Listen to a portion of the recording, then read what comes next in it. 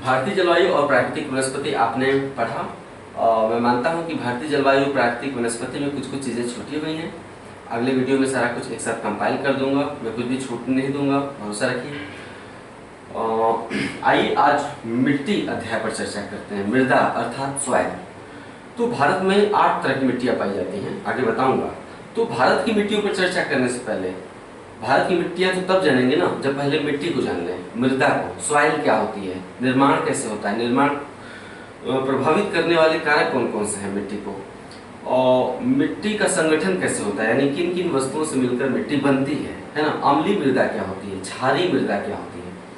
तो मिट्टी की गुण विशेषताएं और निर्माण को हम जान लेते हैं, इसके बाद भारत की मिट्टियों को हम पढ़ते हैं। ठीक है। तो मृदा शब्द की उत्पत्ति सॉइल शब्द से हुई है। सॉइल शब्द की उत्पत्ति लैटिन भाषा के सोलम शब्द से हुई है, लिख लीजिए। इसके बाद आप हेडिंग डाल दीजिए, मिट्टी के निर्माण को प्रभावित करने वाले कारक। प्रमुख रूप से 5 कारक हैं जो मिट्टी के निर्माण को प्रभावित करते हैं। आप पढ़ सकते हैं, देख रहे हैं, यहाँ लिखा हुआ इन 5 कारकों को लिख लीजिए। पैतृक शैल, जलवायु, वनस्पति, भूमिगत जल, सूक्ष्म जीव। ये 5 कारक हैं जो मिट्टी के निर्माण को प्रभावित करते हैं। इन्हें याद कर लेंगे तो अगर सवाल पूछा जाएगा तो गलत नहीं होगा। मैंने नोटिस किया है कि इन भागों से सवाल अधिक पूछे जाते हैं, जबकि लोग लाल मिट्टी, काली मिट्टी, जलोढ़ मिट्टी, लैटराइट मिट्टी रट के तो चले जाते हैं, लेकिन अधिकतर सवाल किसी और हिस्से से पूछे जा रहे हैं। मिट्टी की गुण विशेषताओं से सवाल अधिक बन रहे हैं, मैं ये देख रहा हूँ। और उत्तर प्रदेश लोक सेवा आयोग हाल के वर्षों में मिट्टी अध्याय से, सॉइल अध्याय से सवालों की संख्या बढ़ा रहा है। यही कारण है कि जब सवाल आते हैं तो लोग केवल लाल मिट्टी, काली मिट्टी, जलोढ़ मिट्टी, लैटराइट मिट्टी पढ़ के चले जाते हैं और अधिकतर सवाल मिट्टी विषय से हल नहीं हो पाते। तो इस अध्याय को ध्यान से देखिएगा। तो 5 कारक हैं जो मिट्टी के निर्माण को प्रभावित करते हैं। आइए इनका हम विस्तार करते हैं थोड़ा।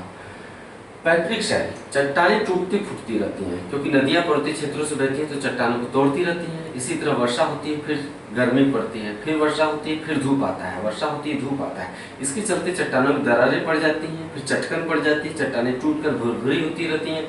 जब चट्टानें टूटकर भुरभुरी हो जाती हैं तो वही मिट्टी का असली पदार्थ होता है जो सबसे बड़ा भाग का निर्माण करता है, उसे हम पैतृक शैल कहते हैं।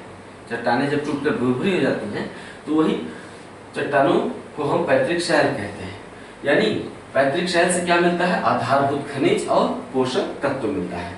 जलवायु मिट्टी की रासायनिक क्रिया और सूक्ष्म जैविक क्रिया को नियंत्रित करती है ना। जलवायु में क्या होता है, तापमान होता है।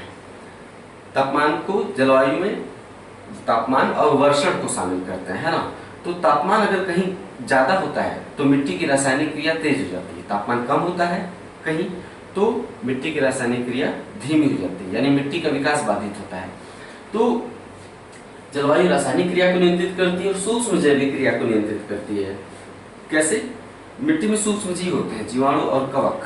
अगर तापमान बहुत ज्यादा है या बहुत कम है, दोनों ही परिस्थितियों में सूक्ष्म जैविक क्रिया प्रभावित होती है। तापमान सम रहता है तो सूक्ष्म जैविक क्रियाएं चलती रहती हैं, यानी सूक्ष्म जीवों की क्रियाएं मिट्टी में चलती रहती हैं। तो जलवायु रासायनिक क्रिया और सूक्ष्म जैविक क्रिया को नियंत्रित करता है। वनस्पति क्या करती है, ह्यूमस की मात्रा निर्धारित करती है।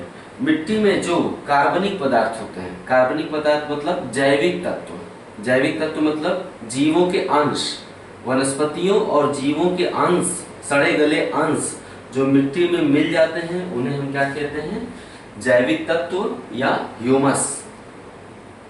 वनस्पतियों और जीवों के सड़े गले भाग जो मिट्टी मिल जाते हैं उसे जैविक तत्व, कार्बनिक पदार्थ या ह्यूमस कहते हैं। ओके। तो वनस्पति मिट्टी में ह्यूमस की मात्रा निर्धारित करती है। अगर किसी क्षेत्र में वनस्पतियों की संख्या अधिक है तो मिट्टी में ह्यूमस की मात्रा अधिक पाई जाएगी। उदाहरण के लिए पर्वतीय क्षेत्रों में, जैसे नीलगिरी पर्वत के क्षेत्र में या फिर हिमालय पर्वत के क्षेत्र में वनस्पतियां अधिक हैं, कटाव कम हुआ है ना, निर्वनीकरण कम हुआ है। तो पर्वतीय क्षेत्रों जैसे हिमालय क्षेत्र में वनस्पतियां अधिक हैं तो वहां पर ह्यूमस की मात्रा स्वाभाविक रूप से अधिक पाई जाती है। क्यों? क्योंकि वनस्पतियां हैं तो पत्तियां टूटकर गिरती रहती हैं, उनके शाखें और डाल टूटकर गिरते रहते हैं, सड़गल कर मिट्टी में मिल जाते हैं, तो मिट्टी में ह्यूमस की मात्रा बढ़ जाती है। ह्यूमस मिट्टी की उपजाऊ क्षमता को बढ़ाने का काम करता है। तो वनस्पति मिट्टी में ह्यूमस की मात्रा निर्धारित करती है। भूमिगत जल क्या करता है, नमी प्रदान करता है मिट्टी को। मिट्टी बिल्कुल सूखी रहेगी तो उपजाऊ नहीं रहेगी। मिट्टी की उपजाऊ बने रहने के लिए जरूरी है कि मिट्टी में नमी रहे, अर्थात उसमें जल की मात्रा रहे। तो भूमिगत जल उसे नमी प्रदान करता है। सूक्ष्म जीव भी मिट्टी को प्रभावित करता है। मिट्टी के निर्माण को सूक्ष्म जीव भी प्रभावित करते हैं। कैसे? सूक्ष्म जीव क्या करते हैं? हमने बताया ना, मृदा निर्माण को प्रभावित करने वाले 5 कारक। 5वां कारक है सूक्ष्म जीव। सूक्ष्म जीव क्या करते हैं? मिट्टी में जो वनस्पतियों और जीवों के सड़े गले अंश होते हैं ना, या मिट्टी वनस्पतियों और जीवों के सड़े गले अंश को सड़ा गलाकर, ठीक है, उनके भागों को सड़ा गलाकर, उसको हम कहते हैं वियोजित करके। यहाँ लिखा हुआ है सड़ा गलाकर अर्थात वियोजित कर, वियोजित करके खनिज और जैविक पदार्थ को अलग अलग कर देते हैं। यानी वनस्पतियों और जीवों के, मृत जीवों और मृत वनस्पतियों के जो भाग मिट्टी में गिर जाते हैं, मिल जाते हैं, उन्हें सड़ाने गलाने का काम सूक्ष्म जीव करते हैं, अर्थात वियोजित कर देते हैं सड़ा गलाकर। फिर क्या होता है? खनिजों और जैविक पदार्थों को अलग अलग कर देते हैं। यानी खनिज भी मिट्टी में मिल जाता है और जैविक पदार्थ भी मिट्टी में मिल जाता है। तो इस तरह से ह्यूमस का निर्माण करते हैं। यही जैविक पदार्थ और खनिज जो अलग करते हैं, तो जैविक पदार्थ क्या है? ह्यूमस है। ह्यूमस का निर्माण करते हैं सूक्ष्म जीव।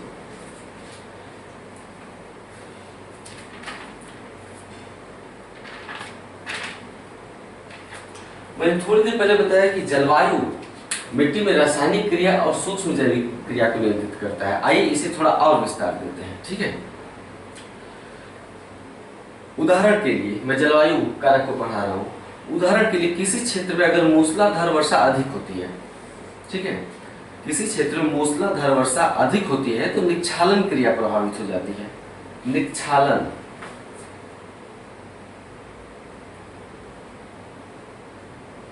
निक्षालन या लीचिंग,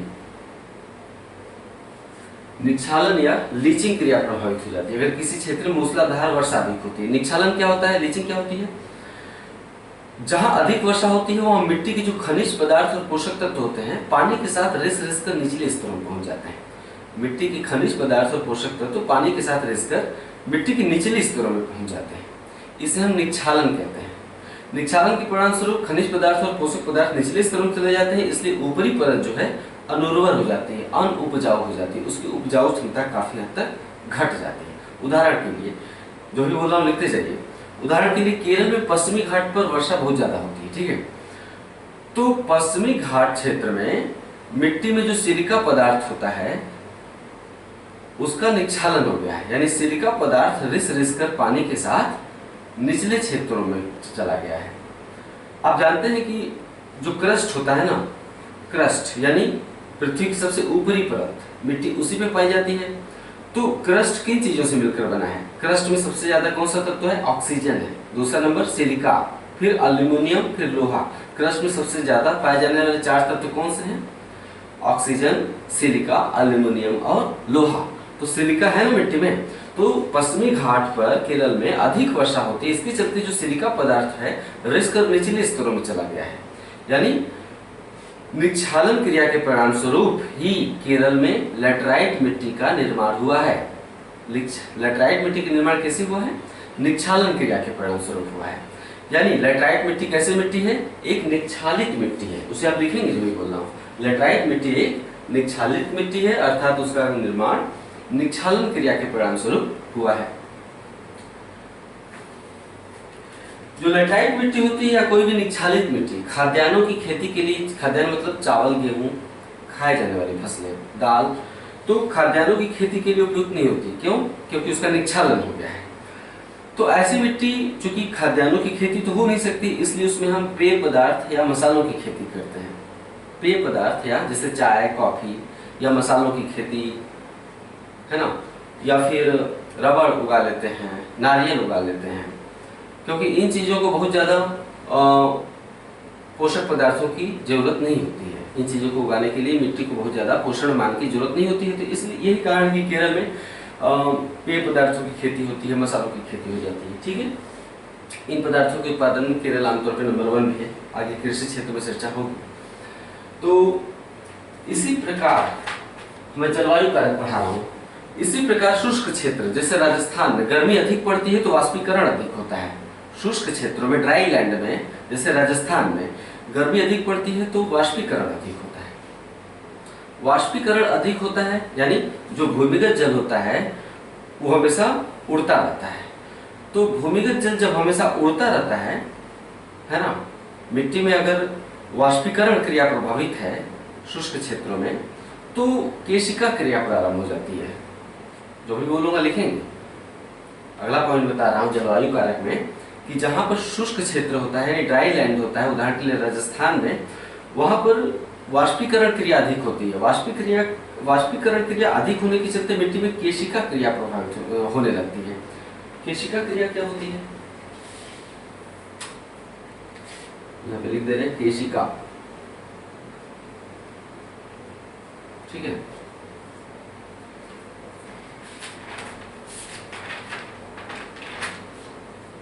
केशिका क्रिया क्या होती है? पानी में पहले आपने लिख दिया कि केशिका क्रिया शुरू हो जाती है अधिक वाष्पीकरण के चलते। पानी में पृष्ठ तनाव का गुण होता है। आप जानते हैं, साइंस का विषय पढ़े होंगे, जल में पृष्ठ तनाव का गुण होता है। पृष्ठ तनाव मतलब पानी अपने क्षेत्रफल को बढ़ाना नहीं चाहता है, यानी फैलना नहीं चाहता है। यही कारण है कि एक जल का एक बूंद अगर आप फर्श पे गिराते हैं तो बूंद के रूप में ही पड़ा रहता है, जबकि मिट्टी का तेल या पेट्रोल गिराएंगे फर्श पे तो क्या होगा? फैल जाएगा। लेकिन पानी जब आप गिराते हैं एक बूंद तो फैलता नहीं है ना, बूंद के रूप में पड़ा रहना चाहता है पानी। ऐसा क्यों? क्योंकि पानी अपने क्षेत्रफल को बढ़ाना नहीं चाहता है ना। जो वर्षा जल बूंदों के रूप में ही क्यों होती है? क्योंकि पानी में पृष्ठ तनाव का गुण होता है और गोल वस्तु का क्षेत्रफल सबसे कम होता है। वर्गाकार या जो घनाकार वस्तु होता है, स्क्वायर, उसका क्षेत्रफल अधिक होता है और गोल वस्तुओं का क्षेत्रफल कम होता है। क्योंकि पानी पृष्ठ तनाव के गुण के चलते अपना क्षेत्रफल कम रखना चाहता है, इसलिए वो गोल गोल बूंदों के रूप में गिरता है।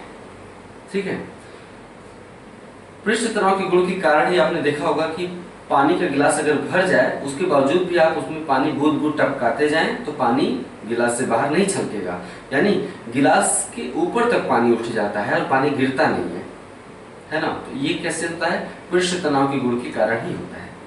अगर जल का पृष्ठ तनाव घटाना है तो क्या करेंगे? उसमें थोड़ा सा डिटर्जेंट डाल दीजिए या मिट्टी का तेल डाल दीजिए, थोड़ा सा वॉशिंग पाउडर, डिटर्जेंट डाल दीजिए या मिट्टी का तेल डाल दीजिए, जल का पृष्ठ तनाव घट जाएगा। हम अक्सर बातें हो रही हैं, थोड़ा सा विषय से अलग है, सुन लीजिए। हम अक्सर कहते हैं कि कूलर के पानी में थोड़ा सा मिट्टी का तेल या डिटर्जेंट पाउडर डाल दीजिए। क्यों कहते हैं सर? क्योंकि अगर मलेरिया को फैलने से रोकना है तो कूलर में अगर पानी नहीं, पहले तो कूलर में पानी रखिए नहीं, अगर कूलर में पानी है भी तो थोड़ा सा मिट्टी का तेल डाल दीजिए। क्यों? मिट्टी का तेल जाके क्या करेगा? पानी के पृष्ठ तनाव को घटा देगा और मच्छर का लार्वा जो सतह पर तैर रहा होता है तो पानी का पृष्ठ तनाव घटते ही मच्छर का लार्वा उसमें पानी में डूब जाता है, यानी वो मच्छर नहीं बन पाएगा, है ना। तो ये सब बातें आपने अभी जानी पृष्ठ तनाव के गुण के अंतर्गत। तो पृष्ठ तनाव के चलते पानी में एक और गुण होता है। पृष्ठ तनाव के चलते पानी एक और काम करता है। क्या? जो बहुत ही सूक्ष्म नलियां होती है ना, आंख से न दिखाई देने वाली बहुत ही सूक्ष्म नली, पानी उस सूक्ष्म नलियों में चढ़ने का प्रयास करता है। पानी का एक महत्वपूर्ण गुण है, पृष्ठ तनाव के चलते पानी का एक महत्वपूर्ण गुण है कि पानी सूक्ष्म नलियों में ऊपर की ओर चढ़ने का प्रयास करता है ना।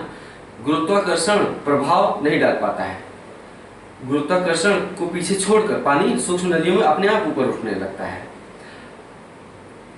इसी को हम कहते हैं केशिका क्रिया। जैसे कि अगर स्याही गिर जाती है पन्ने पे तो आप एक सोखता रख देते हैं, सोखता रख देते हैं तो क्या होता है? वहां पर स्याही सूख जाती है। ऐसा कैसे होता है? सोखते में सूक्ष्म नलियां होती है, छोटे छोटे बहुत ही सूक्ष्म छिद्र होते हैं।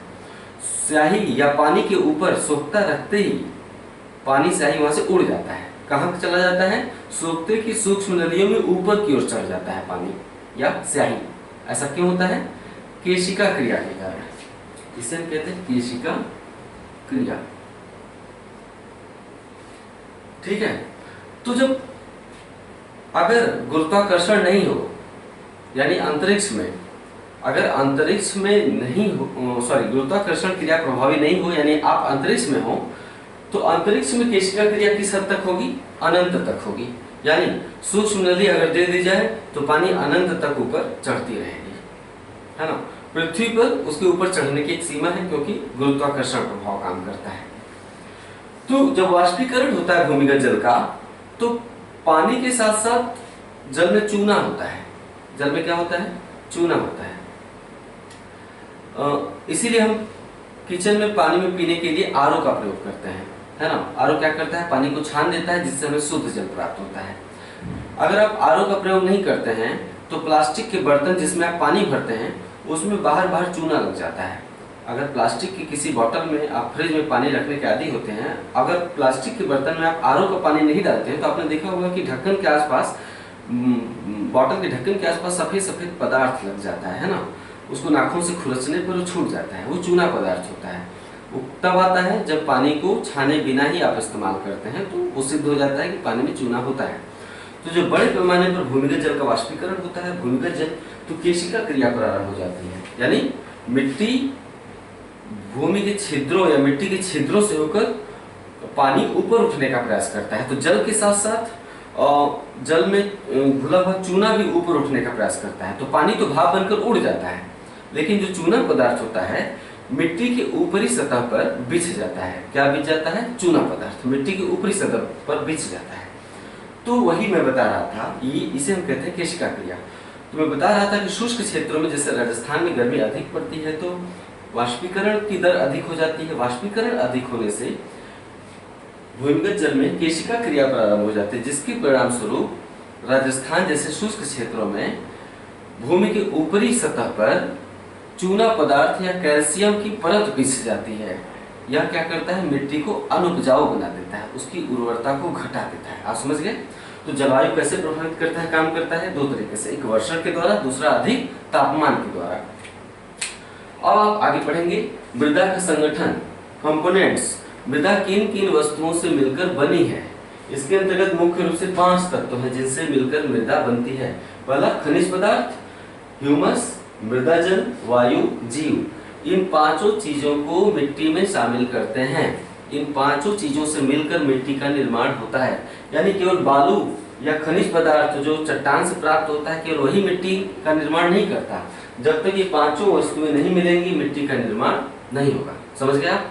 तो देखिए, मृदा का निर्माण 5 तत्वों से होता है। पहला खनिज पदार्थ, ह्यूमस, मृदा जल, मृदा वायु और सूक्ष्म जीव। अक्सर सवाल पूछता है कि मृदा में वायु का कितना प्रतिशत होता है, या मिट्टी में जल का कितना प्रतिशत होता है, या मिट्टी में ह्यूमस की मात्रा कितनी होती है। तो प्रतिशत में जवाब देना होता है, ऑप्शन होता है, विकल्प में प्रतिशत के रूप में विकल्प दिए होते हैं। आपको एक विकल्प चुनना होता है। इन विकल्पों इन प्रतिशत मात्रा को लिख लीजिए। देखिए, मिट्टी में खनिज पदार्थ की मात्रा 40 से 45%, या इसे आपको रटना होगा। ह्यूमस जीवांश या कार्बनिक पदार्थ की मात्रा 5 से 10%। कार्बनिक पदार्थ क्या है, थोड़ी देर पहले समझाया। तो 5 से 10%। मृदा जल 25%, मृदा वायु 25%, सूक्ष्म जीव भी होते हैं मिट्टी में। यानी मिट्टी 5 चीजों से मिलकर बनती है, और उसमें 5वां वस्तु कौन सा है? सूक्ष्म जीव। तो सूक्ष्म जीव के अंतर्गत हम कवक और जीवाणु को शामिल करते हैं। ठीक है, सूक्ष्म जीव में हम कवक और जीवाणु को शामिल करते हैं। कवक और जीवाणु क्या करते हैं? वनस्पतियों और जीवों के भागों को, अवशेषों को सड़ा गलाकर ह्यूमस का निर्माण करते हैं। ह्यूमस क्या है, लिख लीजिए। मृदा में वनस्पतियों और जीवों के सड़े गले अवशेषों को या जैविक पदार्थों को ह्यूमस कहते हैं। सड़े गले अवशेषों को या जैविक पदार्थों को ह्यूमस कहते हैं। इसे हम कार्बनिक पदार्थ या जीवांश भी कहते हैं। ह्यूमस निर्माण में कवक और जीवाणु की भूमिका होती है, यहाँ लिखा हुआ है।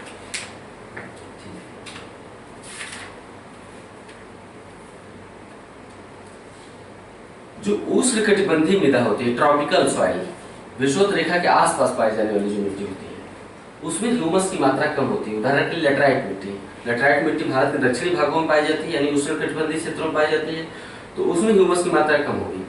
और जो दलदली मिट्टी होती है, ठीक है, दलदली मिट्टी, पीट मिट्टी भी गीली मिट्टी ही होती है, जहां पर मिट्टी में जल की मात्रा अधिक पाई जाती है। दलदली मिट्टी, उसे हम पीट मिट्टी या दलदली मिट्टी कहते हैं। तो ऐसी मिट्टी में ह्यूमस की मात्रा काफी अधिक पाई जाती है। इसी तरह पर्वतीय मिट्टी में भी ह्यूमस अधिक पाया जाता है। क्यों? क्योंकि पर्वतीय क्षेत्रों में वनस्पतियां अधिक होती हैं। जबकि उष्णकटिबंधीय मृदा उदाहरण के लेटराइट मिट्टी में ह्यूमस की मात्रा कम पाई जाती है। आइए मिट्टी का अनुप्रस्थ काट चित्र देखते हैं। ये क्या होता है? मृदा परिच्छेदिका या सॉइल प्रोफाइल बोलते हैं।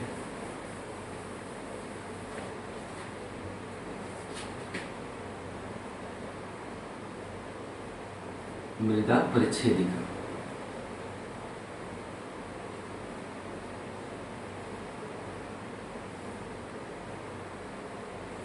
ठीक है।